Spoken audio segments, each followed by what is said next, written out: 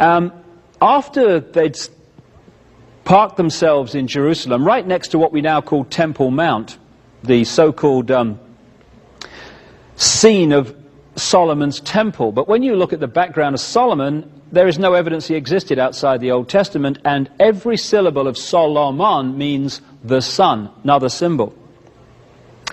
Anyway, after 9 years in the Jerusalem area, next to the Temple Mount, suddenly things started to move very rapidly for the Templars. Some of them went back to Europe, and they started signing up the noble families of Europe, and to particularly France to start with.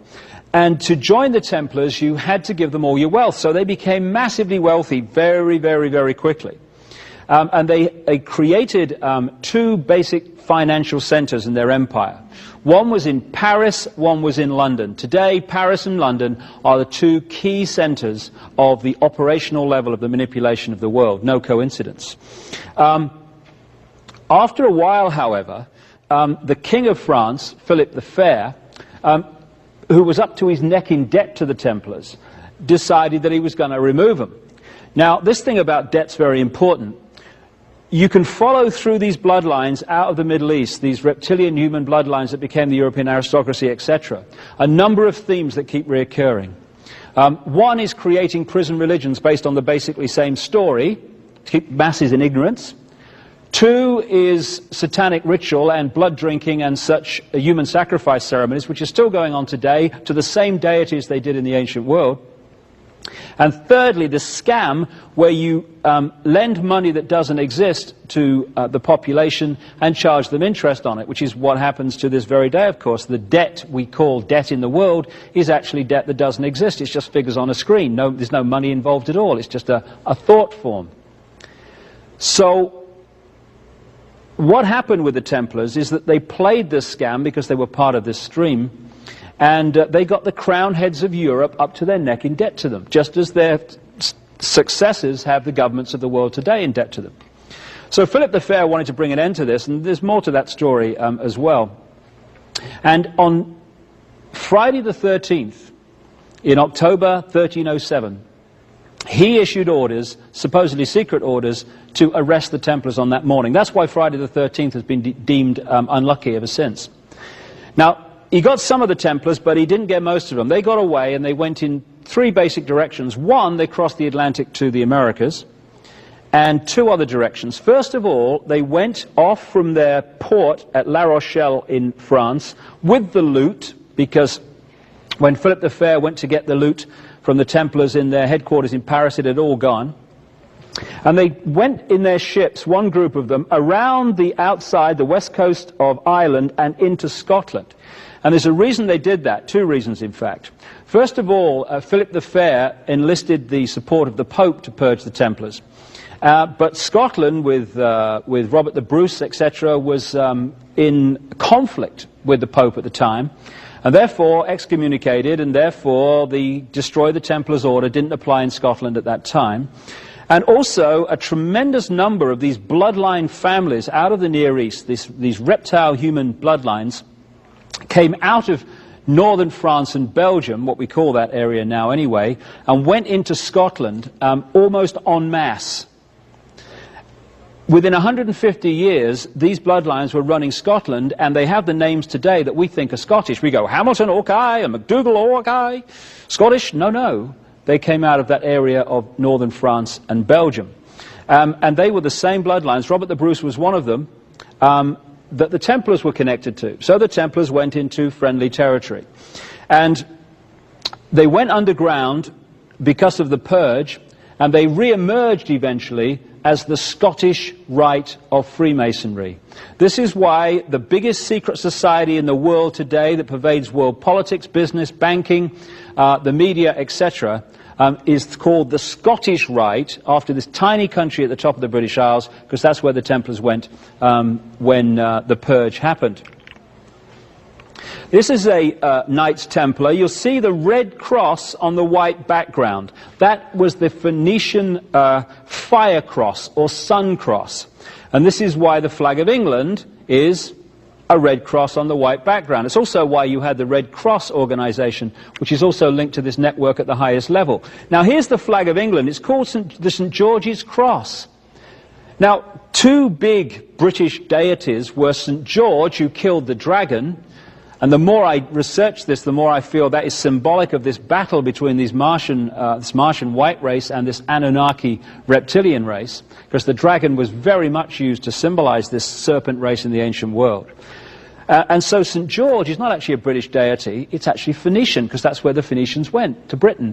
St. Michael, which is a great Christian deity, was an ancient Phoenician deity also, and areas of Europe like called St. Michael's Mount, one in England, southern England, came from the Phoenicians who settled that area.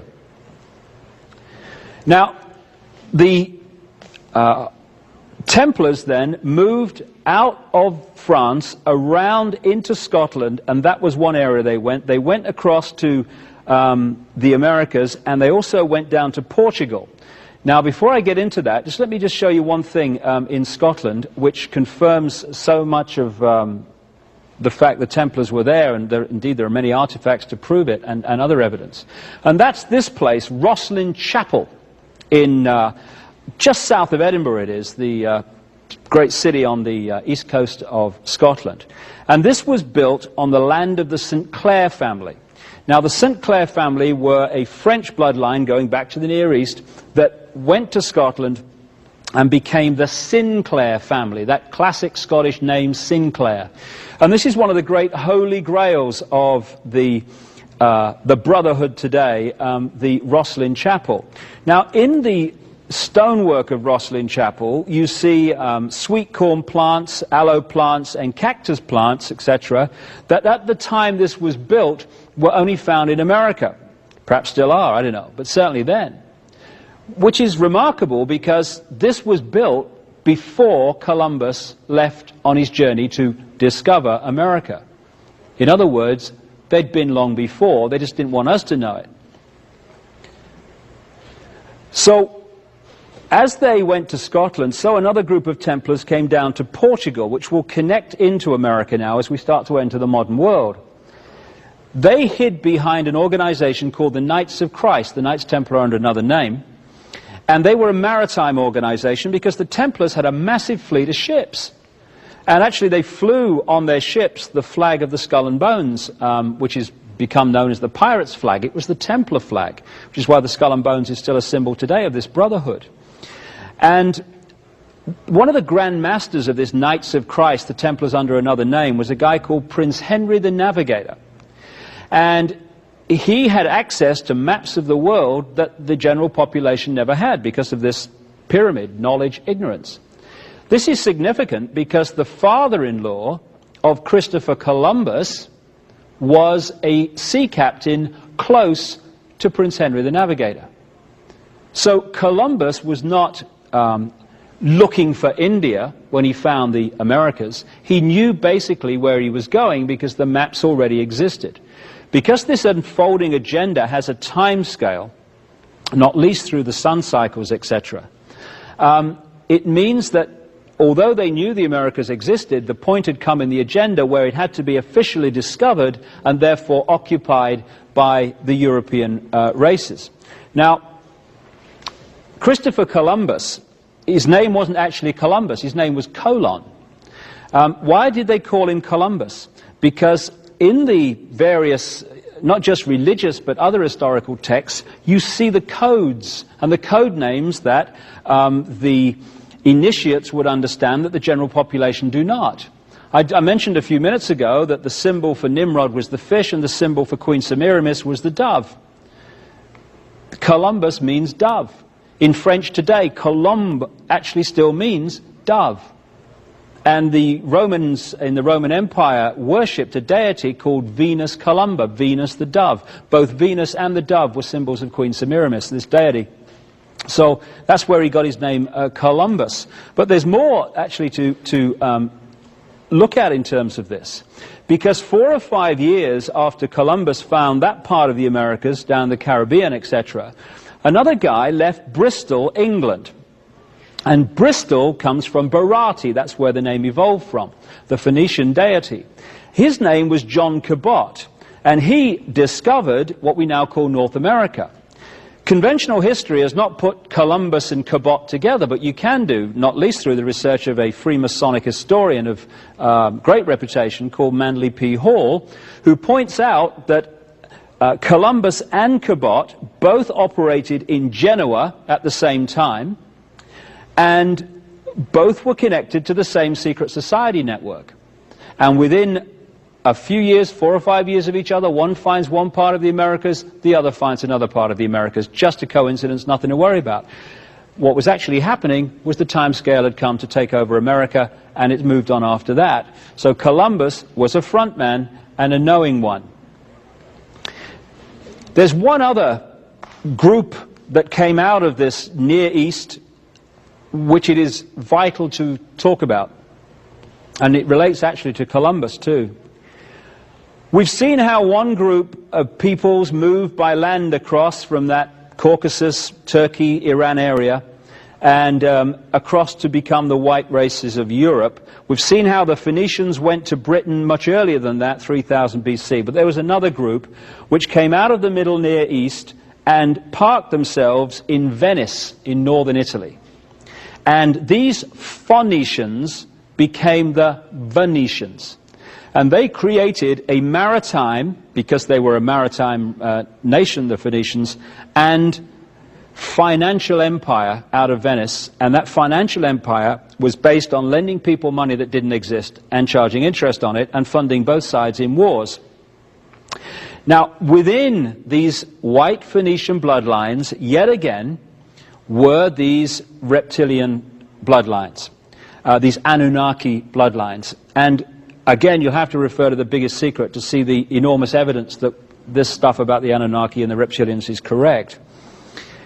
While they were in Venice, this group of Phoenicians Anunnaki became known as the Black Nobility, because they started creating titles for themselves and taking over titles that already existed, and they got this nickname, the Black Nobility. Now, some of the so-called Jewish banking names of the world today, like the Warburgs, not actually Jewish at all, because they came out of this group in Venice. The Warburgs, who were fundamental in creating the Federal Reserve, the so-called Central Bank of America, which is privately owned from people in Europe, the Warburgs were called the Abraham del Banco family in Venice, and they became the Warburgs when they moved up into Germany and Europe. So eventually, this black nobility in Venice moved north through Germany and centered themselves in Amsterdam. In 1688, one of this black nobility called William of Orange was manipulated onto the throne of England as William III. With that, this whole shebang moved across and created its epicenter in London. So at that point, those bloodlines that had gone much earlier through the Phoenicians into Britain, and those that had come cross land and also through Venice, actually came together in London. It was William of Orange, a few years after he became king, who signed the charter that created the Bank of England, and the central banking system was created. It was after that time that the City of London financial district became the center of global finance. And it was after that time that we got the great British Empire, when these bloodlines were expanded from Britain all over the world, to Africa, to Australia, to Asia, to the Americas. And what started out in Babylon and the Near East and moved outwards now went global because of the British Empire. People say that because the British Empire and these European empires have actually contracted since then, that it can't be true that the world's still controlled from London and these cities. But there's two ways of controlling people. One has a finite life, one can go on forever until someone exposes it.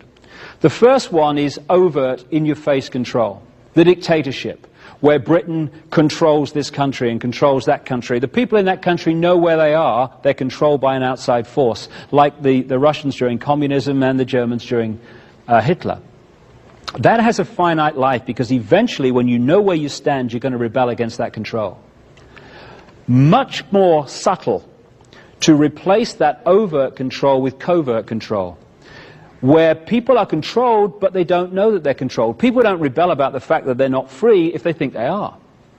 So what happened as the contraction came of these empires, not least the British Empire, is while on the surface it seemed to be over, left outside in those countries, back in those countries, were the bloodlines and the secret society network, which has continued to control those countries from this point on. Because what happened in that ancient time is that you had the positive use of knowledge.